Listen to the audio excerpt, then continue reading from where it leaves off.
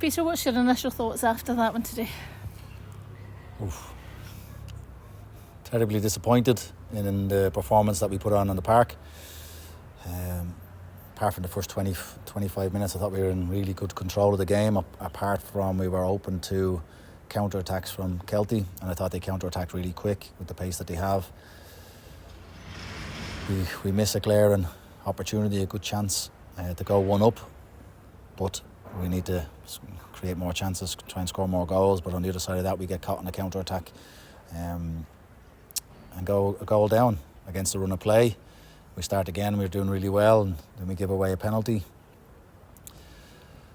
And I feel for Lewis O'Donnell there with the penalty, because he tries to clear the ball and the man just comes in his blind side and he touches his foot. So yeah, it's a penalty, and then we're 2-0 down and still thinking, right, we can, get something back from this, because we were doing so well. But I think the manner in which the game changed for us, I think everything Kelty did today went for them.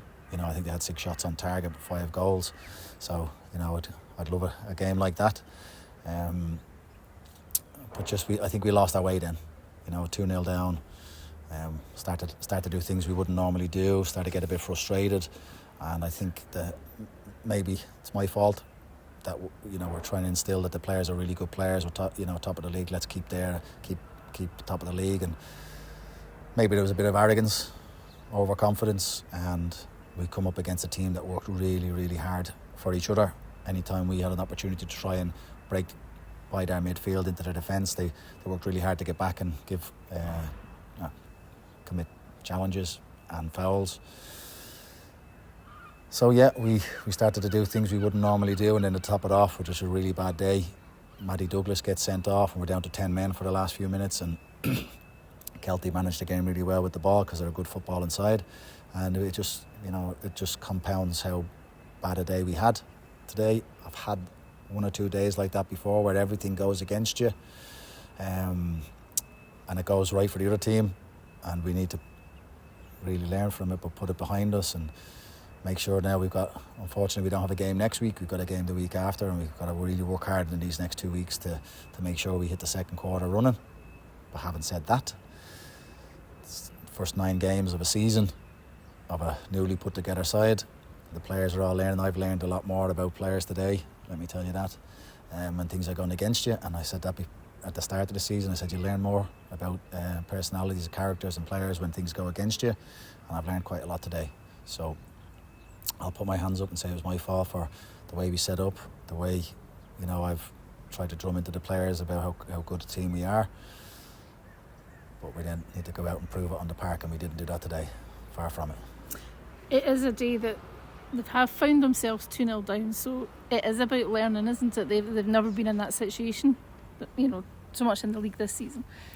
No, but even the fact that we were 2 down, I think we still pay attention to the basics of our shape and how we work, because a team will get a lift from that. You then have to get on top of them for another 10 or 15 minutes to pin them in, try and create chances. And I think we went a little bit too cavalier to think we need to get the ball back really quick and try and score really quick, and it just got picked off because that didn't work. And if the players pay attention to how we set up and just work off the shape that we're trying to implement, and that has worked for us so far, we'll be all right. But today I think frustration creeped in. We ended up having to take a couple of players off, I think, because they were getting frustrated and didn't want to lose any more players. So it's a good learning curve. We've lost 3 points. I think just the manner in which the defeat comes is really, really tough to take. But again, I think was a joint second with 3 teams on 14. Kelty Hearts go to 15 points. It's all to play for. You have warned throughout the season, don't get carried away, don't get up, don't get down, because there will be days that things just don't happen for you. Yeah, well, I think I was saying that to the fans, but now I need to say that to the players. Don't start thinking you're a very, very good side, because you need to go out and prove it week in and week out, because there's teams and players that will be up against you that will want to knock you off your perch, and they have done today. So it's up to us to try and get back on it. So it's going to be a roller coaster of a season. So we'll just make sure we're ready for the next game going up to Cove in a couple of weeks' time. but there's plenty of work to be done in between that. As you say, they took their chances. 5 of the 6 that they created. It's what it is about, isn't it? Taking your chances. It is, but when you go, you break it down a penalty that, you know, was a really tough one, because I thought we defended in the end. I thought Lewis O'Donnell was excellent, but then just takes an extra touch, and it gives the opportunity for the player to come on his blind side, and then we concede from a corner. That was, you know, that's difficult to take, because I think Matty Douglas challenges Aware, you know, really good at the back post. Who's Aware nearly won everything today in the air. It hits the bar, and then there's a free man in the box. Now that's something concerning, because there shouldn't be a free man in the box to just head it in, a simple goal. But the other goals with the counter attacks, and the fact that in those counter attacks that we've not played the way we've been set up to play and gambled rather than waited. It's stuff that we know about and we're working on, but I think that was more of a case of we think we can do what we want to try and win the ball, and you know it should be easy to do that, but it's not. We need to make sure we work off our shape and work off the basics, and when we get the ball we've got very good players that can keep it and move it and create chances, and we will do that, but we've just got to pay attention to the basics. After a defeat, you want games to come quickly. You've said they're a 2-week break now, but sometimes is there a positive to that they have got time to reflect on it and work on it? And we'll know in 2 weeks' time. The crowd was up today as well, which is another frustrating thing. The crowds were coming back, and that was, you know, a 5-1 defeat. It was, but then on the other side of that I've spoke previously about fans getting on players' backs, and I thought today they didn't. At all. You know, 5-1, and the fans are still here, still watching to the end.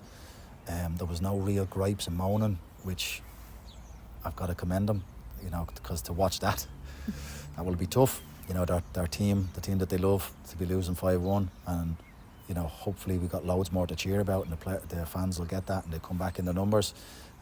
But today was a bit of an anomaly. You know, a team that's everything they do works out well, and every shot they hit goes in, and a team that's just not quite at it.